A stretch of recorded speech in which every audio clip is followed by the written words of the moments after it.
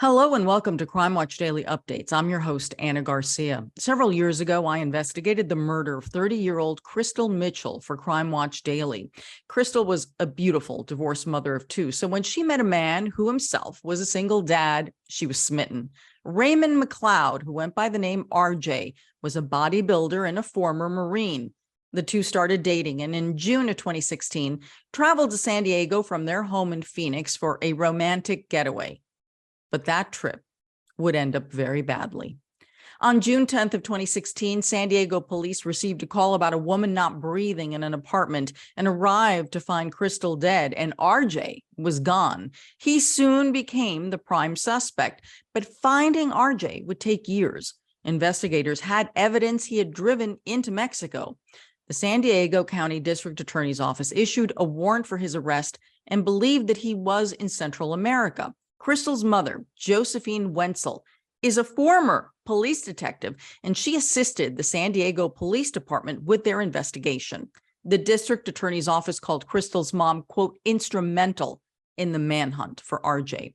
RJ remained on the run for 6 years until a tip came in that he was teaching English at a school in El Salvador. It was one of his students who turned him in.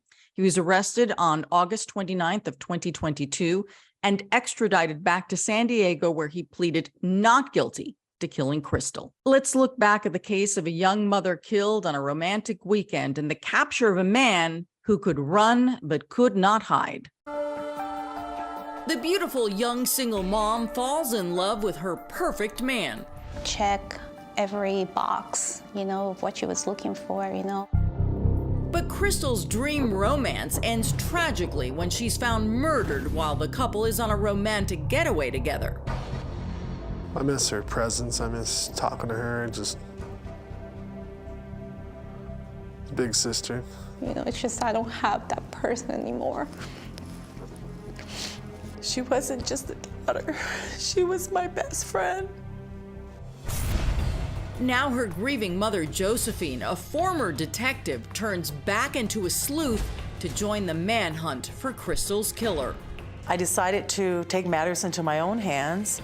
And Josephine uncovers vital new clues that help homicide investigators zero in on the man wanted for Krystal's murder. So you welcome her help? Absolutely.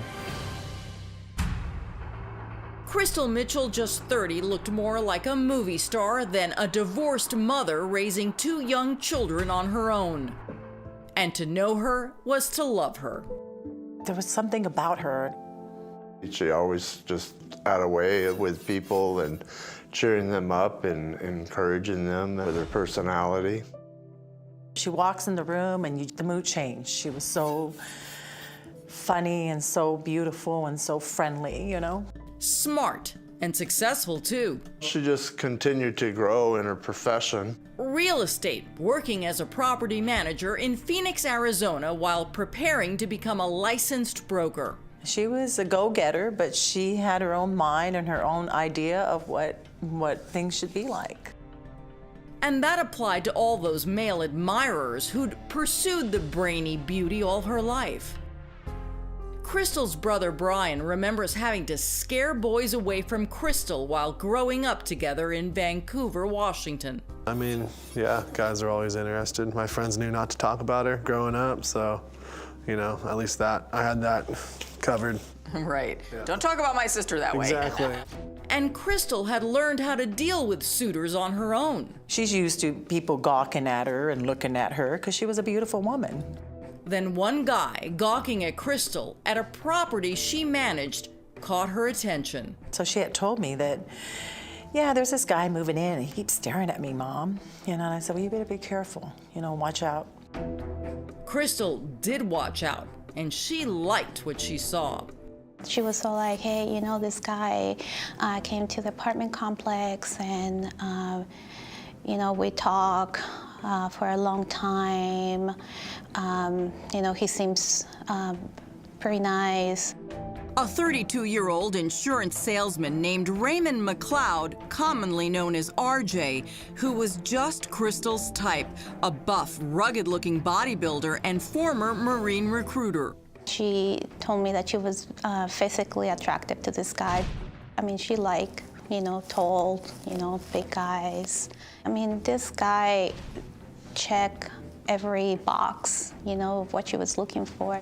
And like Krystal, RJ said he was divorced with a child about the same age as her kids. She thought that, he may be looking for something more stable. Krystal's best friend Diana Olivares says RJ also had a spotless record. She told me, hey, I'm good. He passed 2 background checks, so this guy is clean, and he has a good job. She told me, I feel that I can be myself with this guy. I feel protected. And the two began dating. It was a new romance. Right. She was really into him. Yeah. But RJ didn't make a good first impression on Diana. What did you think of him? I don't know. I got a weird vibe from him. But again, me and Krystal, we definitely had different tastes in men. I don't know, like the big muscles and all the tattoos didn't fit well with me. Krystal's mom didn't like RJ either. When I saw him, I just thought, what is she doing with this guy? I just saw his veins popping out of his head at the gym, and I just thought, something is not right with this guy. But Krystal thought exactly the opposite. There was nothing he could do wrong. But there was something wrong with another man she knew, and Josephine says Krystal had told her just days before her death that he appeared to be much more of a threat than RJ. Well, she was telling me she had an ex that was bothering her. She says Krystal was so alarmed that new boyfriend RJ came to her rescue. And she says, he loaned her a gun to protect herself. Just days before she'd be murdered, Krystal had confided something very troubling to her new boyfriend RJ and her mother. Well, she was telling me she had an ex that was bothering her. And Josephine says it was giving Krystal nightmares. And she says, Mom, there's a big snake that's chasing me around. Krystal was afraid and told her mom that new boyfriend RJ feared for her safety too. And she says, he loaned her a gun to protect herself. And that only endeared him to Krystal even more. She felt safe. Yes, she felt safe. Now RJ had come up with a surprise that would get her out of Phoenix for a few days and ease her worries. A romantic getaway to San Diego, Krystal's favorite vacation spot. She loved San Diego, the perfect weather, going to the beach, going to the restaurants. Friends and family couldn't have imagined they'd never see Krystal alive again. What's the last thing Krystal said to you? Mom, I love you. Don't take care of the kids. Diana remembers calling her the day Krystal and RJ left on their vacation. The last thing that she said to me was, hey, we're about an hour away from San Diego. Can I call you back? And I said, yes. I never heard back from her. And Diana, as well as Krystal's family, became deeply concerned when she hadn't responded to their phone calls and texts for nearly 2 days. I said to my husband, something's wrong. I just started feeling sick to my stomach. I felt like I wanted to faint, like I wanted to throw up, like something was wrong. Then stepdad Michael got a call from homicide detective Sergeant Matt Dobbs of the San Diego Police Department. And I heard my husband saying, yes, this is her dad. I knew, and I just started screaming. Their daughter Krystal was dead. And that was not what you were expecting.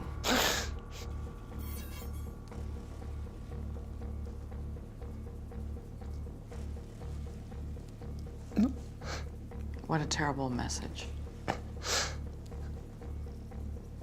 Yeah. Josephine woke Krystal's best friend Diana early in the morning with the shocking news.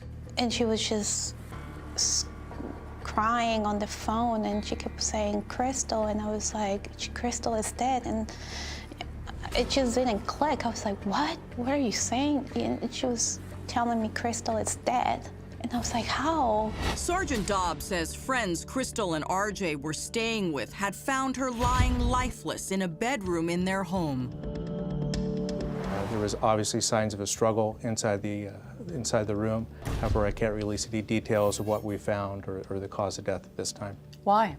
That's part of the investigation information that we like to hold back. It allows us to vet information that we get in from potential witnesses or even with the interview of the suspect in the future date. Well, there have been reports that Krystal was strangled to death. I won't comment on that at this time. But Sergeant Dobbs alleges Krystal's killer was boyfriend RJ, who was nowhere to be found. So did he become suspect number one? Yes, he was immediately a person of interest in the case, and then very quickly as the investigation unfolded, he became the prime suspect. Can you give me a little bit more information on how he got away? It appears that he took Miss Mitchell's car, which was later recovered at the San Diego International Airport, and we later learned that Mr. McLeod rented a car from the airport and drove into Mexico. Baffled investigators are still trying to find a potential motive for Krystal's murder, although Krystal's mother believes the buff bodybuilder may have been taking steroids that can sometimes trigger violent behavior. But that theory has not been substantiated. Sometimes people that are in that lifestyle will use steroids, we don't know. Murder charges were filed against RJ, and the U.S. Marshal's Office issued a wanted bulletin that after days turned into months, with no leads on his whereabouts, Josephine's patience ran out. I decided to take matters into my own hands. Josephine was once a cop on the island of Guam when her military family was stationed there. I used to be a detective when I was younger. So Josephine called on her law enforcement skills to launch her own investigation of her daughter's murder. And she made some shocking discoveries about RJ. Among them, that he had a rap sheet for 2 domestic violence cases, even though Krystal's family says she had run 2 background checks on him that had come up clean. Now her mother tells us they were credit checks, not criminal background checks. She didn't know anything about him. RJ's latest arrest for domestic violence was just last year, only 3 months before Krystal's murder. He was charged with assaulting his second wife in Riverside, California. He pleaded not guilty and was released on $50,000 bail. And Josephine issued her own wanted poster of RJ on Facebook. And then it just went viral. We were getting phone calls, I was getting contacted left and right. It just didn't stop day and night. Krystal's mom received reports that he'd been seen crossing the border into Belize, where several people said they'd seen him. One guy said, "Oh, I met him at the bar and we had a drink." A gal called me up, she says, "I'm a bar owner here at the beach. And this man was at my bar, and it was one story after the other after the other." As a result, a bail bondsman is hunting for RJ in Belize and working with San Diego police, who have now been able to tighten their dragnet for their fugitive. We've also been given information from Krystal's mother, and we followed up on those as well. And Sergeant Dobbs calls her investigative work invaluable. It's absolutely helped, and I would do the same thing if it were my child. Oftentimes, people will be more responsive to a grieving mother asking for help than for a law enforcement organization. Nobody is more proud of her than Krystal's hurting family and friends. Do you feel that your mother's skills as a former detective are going to help find your sister's killer? Absolutely. I know they will. My mom's second to none, and she has a way of proving that over and over again. Josephine, it's amazing. She's a very strong woman. She amazes me. How would you sum up your wife's detective skills? Just amazing.